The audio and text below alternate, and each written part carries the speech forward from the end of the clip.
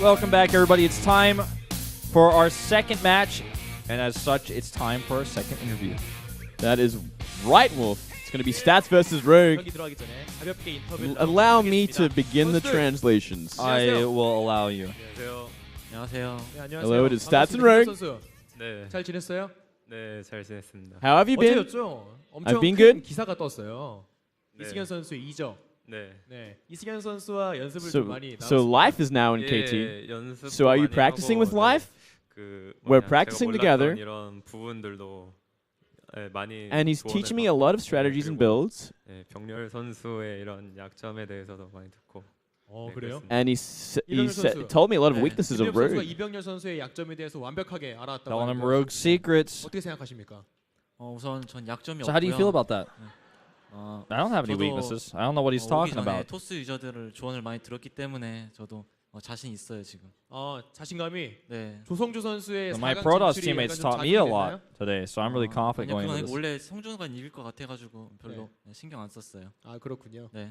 I knew that 김대엽 Maru 선수. was going to win, 네. 김대엽 선수가 이제 so I wasn't really worried about my 이제 어렴풋이 teammates today. 기억을 하는 게 현재 KT 롤스터의 그 어떤 순혈 뭐 그런 것들이 있잖아요. 애초에 네. 김대엽 선수가 이제 KT 롤스터에서부터 게이머 인생을 시작을 해서 네. 이제 데뷔 8년 차. So you started your pro gaming life in 슬슬 KT. 개인 리그와 Now you're in your 8th year. 있는데 굉장히 중요한 고비인 것 같습니다. 4강에 아직 올라가 본 경험이 없지 않나요? So this 팀 tournament 대회에서? 네, 그렇죠. is really 예정 an important tournament for you. 제가 늘 8강의 벽에 It's going to be your 부딪혀서 first time to 떨어졌었는데 advance to the semifinals. 이번이 진짜 if you win today. 기회인 것 같아요. 이번에 Every time I get knocked out in the round of 8, so it's a really good opportunity for me. 네, So 자신감 I'll 있는 try 모습 my 좋네요. best to 기대하도록 win. 하겠습니다. and advance to the 이병렬 semifinals. 선수도 네. 이에 질 수 없잖아요. 이병렬 선수가 지금 최근 이제 게이머 데뷔한 이후에 네. 최고의 기세를 보여주고 있는데 양대 리그 So you're 저그가 doing 두 really 명밖에 well 남지 않았습니다. recently. 이승현과 그 누구죠? 이병렬. Only two exerts 그렇죠. are left. 이승현과 이병렬이 있어요. 네. 근데 본인도 슬슬 It's 욕심이 you 날 in 것 같아요. life. 좀 라이벌이라고 평가받았던 박영호 선수가 양대 리그에서 탈락을 하고 이제 이승현 선수와 이병렬 선수밖에 남지 않았는데 이때 좀 So your 뭔가 rival 자신 좀 Dart 보여줘야 was knocked out. So it's only life 누가 in 필요하지 you. 않을까요? 저도 이번이 기회라고 생각하고. So does that put any extra 대엽이 pressure on 형이 you? 항상 8강에서 떨어지셨기 때문에 이번에도 떨어졌으면 좋겠어요. 저는. 네, 이번에도 본인을 위해서 좀 희생을 해달라. 네. 네, 뭐 양 So 선수가 Stats is always 좀 차이가 좀 saying 친한 것 that he 같으니까 gets knocked out in the round of 8 이기는 every 선수에게 time. So I 맛있는 hope 거 that that 사주기, 뭐 이런 것도 괜찮을 것 continues 같습니다. that 네, trend. 여기서 인터뷰를 마치도록 하겠고요. 그럼 곧 있으면 본 경기를 통해서 Let's take a look at those highlights, guys. 이제 봤는데 이대한 기사는 들어와 있습니다. 피고 일단 돌진을 먼저 달려듭니다. 집중관 3개입니다. 집중관 3. 물론 끼고 싸우고는 있습니다만 전반적으로 놓지 못한 데미지가 떨어지면 이거 당할 수밖에 없다. 지금 갈 이유가 있나요? 이거는 김준호 김대엽 밀어붙인다. 김대엽 날립니다. 조금 더 김대엽이 침착했네요. 김대엽 역전서. 김대엽. 아니에요, 이거.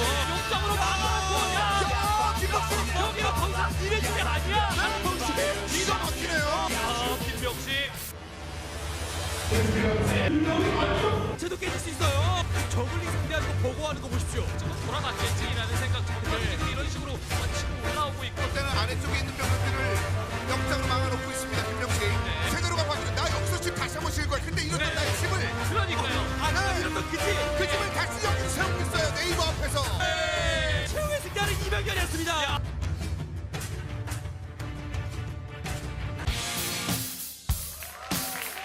It's getting a bit crowded in here, Moonlit. There's a lot of people. Well, this is the main attraction, Wolf. I'm not surprised, man. And it is pretty cold outside, so you wouldn't want to be anywhere else right now. No, I can't even believe they're drinking a cold Milkus on a day like this, man. Insanity. Put that away. With a hot chocolate or something, a coffee. It is very cold. It's very windy. There's a Stats fan here. Funny sign there. Yeah, and you know what? It was interesting in those interviews, especially from Stats, talking about Life, saying Life's new to the team. He's been showing me all the weaknesses of Rogue and all the secrets behind him, which is no doubt going to give him a little bit of an edge today, getting some fresh Zerg insight. Yeah, definitely going to be pretty refreshing to be able to have that from Life. Life definitely somebody who's revered as basically the best player in the Zerg, the best Zerg player, the most consistent Zerg player the world's ever had in Starcraft 2. He's been around for a long time, and he's won a lot of tournaments. Yeah, definitely the best kind of individual tournament sort of winner out of all the Zergs. The thing about Life is he's had a few slumps, but he's never fallen out completely. He always bounces back. KT Rolster fans, they feel the victory. Wow, I want one of them. Me too, man. Here is Rogue, the Zerg. And, you know, he's doing fantastically for himself. He said he had no weaknesses, no secrets, and I believe him. The one weakness he might have, actually, is his weakness to cheese.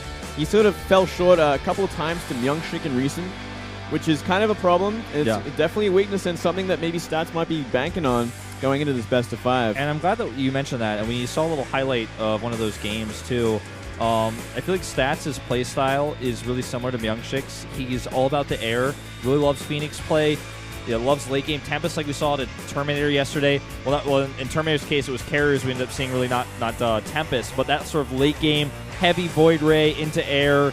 I'm going to take the whole massive air army, air toss, if you will, and control the game with it. That's kind of how we've seen Stats dominate this matchup before. Yeah, and here we go with these pie charts and whatnot again, Wolf. And look at this, 100% win rate against Zerg. Wow, Stats. Well, with only 2-0, I guess it's true this time. It's true, man. That's pretty impressive. Something you can't look away from. But he's got his PVT as his most played sort of game, and I do remember him destroying a Terran in the Challenger match. I believe, who was it? Was it Innovation? 3-2? Was it Tasia? No, Tasia played against Terminator. Yeah, I think it was Innovation, I believe. He kind of went the distance with him. He went to the 5 games.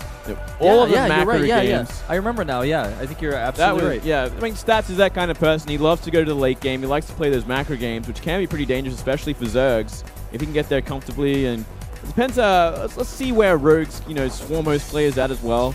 Something you really need against Protoss in this day and age right now. Well, notice that Rogue's got a great breakdown here for race distribution for players he's played against. I mean, he's hit them all in the 30s. That's a really good distribution there. Got a great win rate against Protoss still. I mean, 62.5 against the best players in the world is pretty awesome. And, we saw him do some great Zerg versus Zerg. He started things off with a great Zerg versus Sulky at the very beginning of this tournament, the day one of this Star League and the Challenger. Really, really well in that matchup. But I like Rogue's chances here, but I don't really want to favor either player. I just can't do it. No, I look at this match and I'm like, well, I have no idea who's going to win. I just simply have no idea. Stats, always kind of like this underrated sort of player that we see often, and Rogue has been proving himself time and time again in recent times. So hard to choose. Well, let's take a look at these map bans. We have Merry-Go-Round banned for Stats and Nimbus banned for Rogue. Yeah, this is super standard sort of bans. No surprise whatsoever from either player. Starting out with Catalina, Foxtrot, Overgrowth, Deadwing, King Sejong is the last map. Yeah, that's kind of funny. That's my favorite map to watch this matchup on, so I'm a little bit sad. Yeah. There's potential, we don't see it. Well, we could see it. I wouldn't be surprised if this went the distance. This one definitely much more expected to go the distance than the last one we just saw. That is certain. Yeah, noted about that. And it's interesting to see the Zerg to Protoss win rates. Like Catalina, 70% for the Zergs, 50% for the Foxtrot. And, yeah, I mean, 33% on King Sejong for Zerg. That's kind of interesting. Yeah, that's actually pretty interesting, yeah. Yeah. Would have expected to see that. Interesting sort of stats there. Again, just for GSL, Star League, and Pro League, those stats, not for online tournaments and LAN events. Well, the first map usually sets the pace. Map stats are saying this is a good map for Zerg right now. But I think it's a good map for Stats style. The map is loading right now. This match could go either way. Both of these players very equal in skill level. Let's find out who is going to the semis.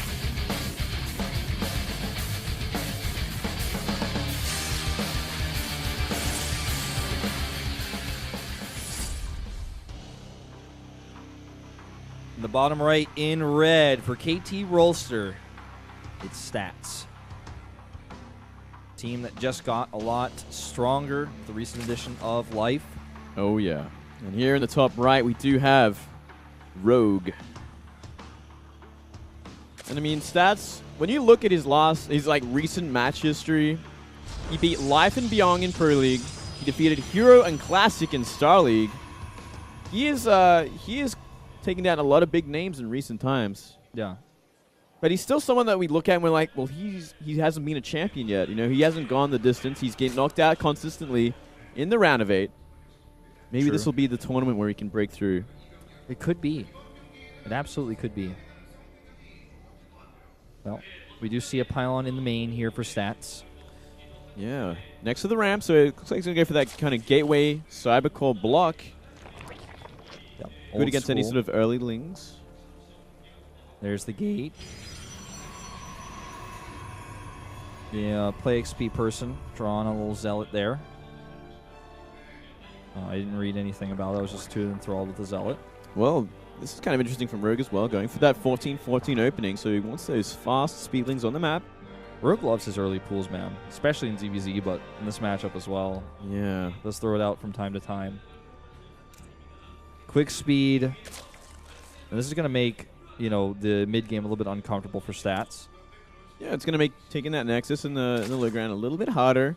It's probably a good thing that he did block off the top of the ramp, and no doubt something he might have researched going into this. He's like, okay, he likes to go early lings. He likes to get speed early on. Let's just block that off. Make sure no rump buys can happen. He gets an early scout as well, so he knows exactly what's up. Yep. So we'll be able to react accordingly. Still goes Gate Nexus Core. Not going to be rushing that core out or anything like that. Getting an early Zealot doesn't need anything like that. It's not that crazy of an early pool. No. Leaving one drone in gas. Yeah, that's interesting. Leaving a drone in gas like this. I wonder if there is a follow-up to this. Because, I mean... Like maybe a Roach follow-up? Maybe? Because he has 14 drones on minerals right now, so you'd normally want, after gases like this early, you'd want all the drones on minerals. So one drone in gas, possible, very possible sort of follow-up here. We see if we're going to try to wall the low ground here.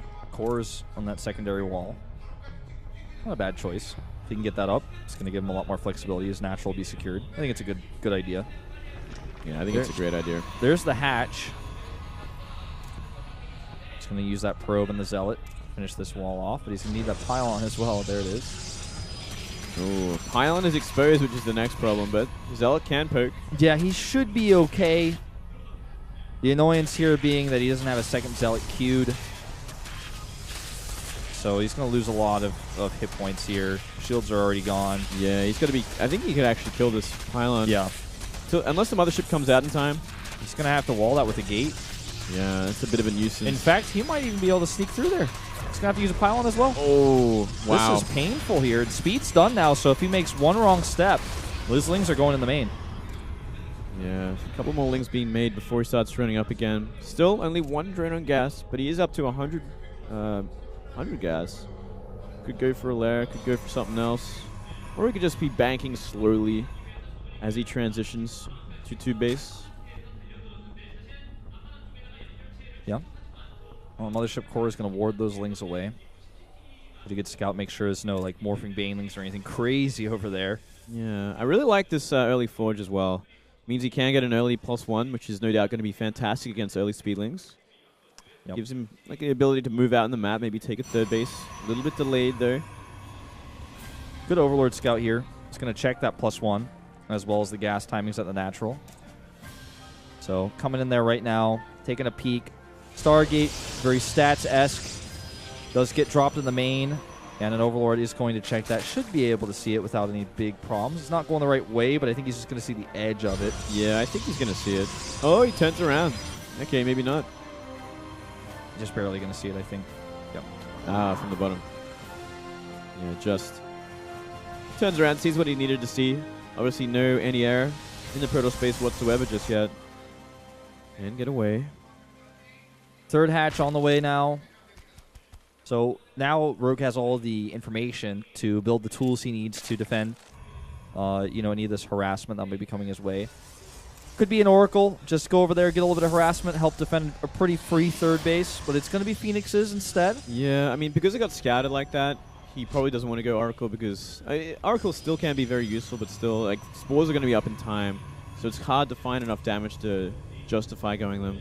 Whereas Phoenix is going to pick off sort of every overload on the map, potentially more overloads in the Berserk base, as well as drones, once you have kind of enough Phoenix to ignore the Spore Crawlers. And it's a great way to take map control, get all the scouting you need, defend effectively against anything that comes your way. but more importantly against sort of roaches that come out. Obviously, oracles aren't that good against roaches if they come anytime soon. No. Nope. Those spores do get made. I'm going to cost them 2 overlords. Very standard, everything we're seeing here. Nothing out of the ordinary just yet. Ooh, except for those 5 gates, Wolf. Except for the 5 gates. Except for those 5 gates. Those things could be a little bit of a problem here, and let's see exactly what we're going to see Stats warp in. A couple of extra sentries so far. What if he's going to go for like the Zealot sort of sentry composition? Yeah, well, it looks like it, but the Hydra Den comes down. He didn't scout those gates, did he? No, I don't think he did. It's just a blind Hydra Den? Well, I mean, Hydra Den's kind of like the next step, right? If you see Stargate on the map and you're not going for Roachling, you'd have to get either Roachling or sort of like Hydraling. Well, this Spore is just uprooted. I don't know what else to say. I mean, he's going to lose that queen. That's a nightmare right there. I think he just thought he clicked it, but he didn't. Oh, man, that's frustrating. And this could be a horrible follow-up. Obviously, everything on the map has been cleared out. There are some lings that might actually run into the gateway units. He'll have a kind of an idea it's on the way, but will he have enough stuff out in time to deal with it is the next question. 4 Hydras on the way. Yeah, but if they pop out in weird places where those Phoenixes are, he could pick them off really easily. That is so true. And Phoenix are fantastic at killing Hydras quickly. He's saving energy, too. He's not trying to kill drones. He's not trying to check for any more queens. Okay. Oh, he lifted up an egg, and here come the Hydras. Yep, and he's got a queen up in the air. This is not what he wants to have in the air right now. He's actually losing a lot of Phoenix health. Okay, finally starts to pick those Hydras off. Could have been much better here. Let's see how he decides to use his force fields. Just going to go to the top of the ramp and force field out those lings, it looks like. Time Warp goes down on the Hydras. I mean, Guardian Shield going to help out a lot. And plus all these warp-ins. 6 Stalkers with this army. There's simply not enough of Rogue's army to deal with it. Nope, and that Time Warp we saw on those Hydras was great as well to help zone those out. This is going to get worse and worse before it gets better, Moonglade. It needs more Hydras. It's never getting better, Wolf. I think it's almost over, especially where this army is going to get force-fielded horribly. Yep, that's nasty. 2 Hydras and they're about to die. Yuck. Yeah, this is that's pretty much game over. Yeah, essentially, man. Really nice use of Guardian Shield, making sure he always has one up against these Hydras. The most important thing ever. Obviously, Hydras attack very fast, but do kind of low damage. GG. GG is cold. The other thing is he finally got those Hydras out, but he didn't have any buffer for them at that point. He lost it all already. Yeah, he really needed to have Roaches out for this kind of thing, or go for very quickly Hydras. Stats looking like he's a bit surprised he won. He's like, woo, can't believe I won that, man. Yeah, can't believe that happened. And a bit of a rocky start for Rogue. Yeah, definitely a rough loss to take there. Just didn't expect it, didn't scout, didn't see it coming. That's Phoenix is for you. Going to clean up Overlords. It's the name of the game against Protoss. If you don't see it coming, you're probably going to die. If you see it coming, you're probably going to win. You know, it's a kind of a toss-up. It's all about trying to get that information, but obviously if you're going for a Phoenix tech like that, you can deny just about all information that comes your way. Well, there's like, for Protoss, any given time any time in the meta, about 10 different all-ins that could kill you. That if you don't know they're coming, if you try to play safe, then you're not being as greedy as you'd ideally like to be as a Zerg. You're not going to have the economy that you want. But if you play too greedy, then you die. So you just die. You just die. It's the end. It's over. The tightrope you're playing always in this matchup as a Zerg. Yeah, kind of the mindset for Rogue in that game was, okay, he's going to go for Phoenix into Colossi and a delayed